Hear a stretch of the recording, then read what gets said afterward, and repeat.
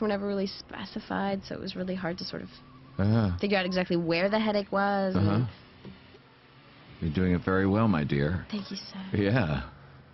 The bridge sequence, our special effects coordinator, Mike Walls, one time we prepped a scene a long time ago where a bus was going to hang over the bridge with a bunch of kids in it, and Superman saves the bridge.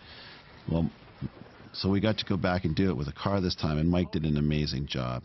This was a very complicated rig in which he had to build superstructure off the bottom of the car. We actually dangled the car off the bridge here with Allison inside the car, and we had a big crane and out there, which we call a hot head, which is a remote head.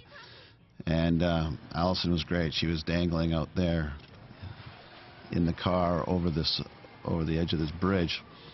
So she's actually in the car that's hanging over the bridge. There's a couple of shots that show that.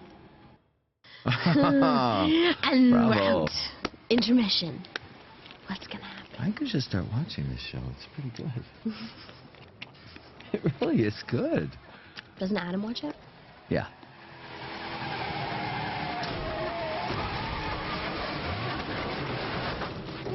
And this was so difficult, too, because it was all being narrated by James.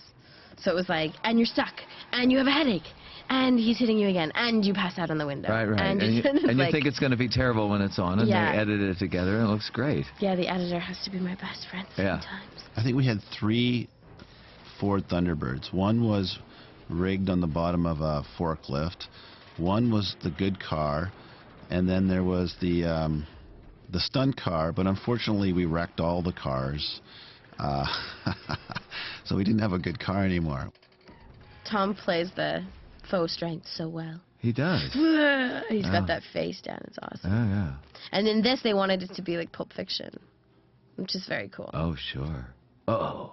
My red bra. Mm. Hot. Yeah, Chloe. And we shot this outside the studio, too, because we ran out of daylight when we were doing it on the actual bridge. Oh, man.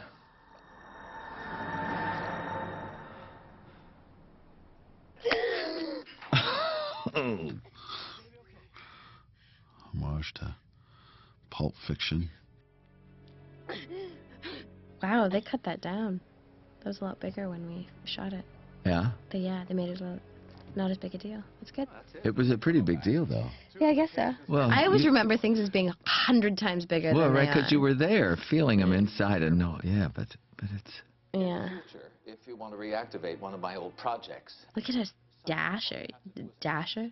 Dapper. There you go. Dashing. You Dapper. can call me Dasher if you want. Yeah, or Dancer, Prancer, Vixen. She's not Rudolph. To learn the truth that you would resort to using a dangerously unstable drug. Well, I guess the truth has never really held much merit for you.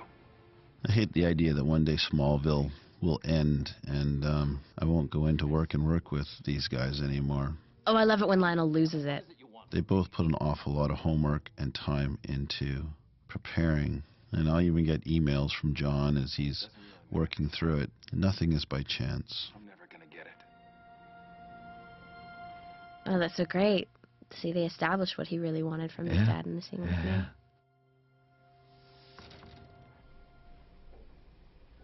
This scene is interesting because we shot this scene twice. There's 2 versions of this scene. There's the version, which you're not going to see, which is where Clark does not accept her apology and walks out on her, which seemed to be a valid choice in that she was so hell-bent on destroying everybody's life and exposing everybody, and she was quite callous in her process, but it came off too strong, and rightly so.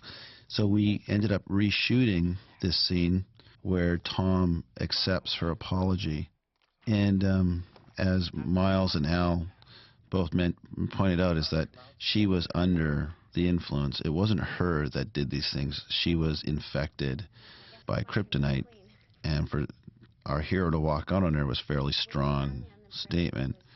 So we settled on this one, which was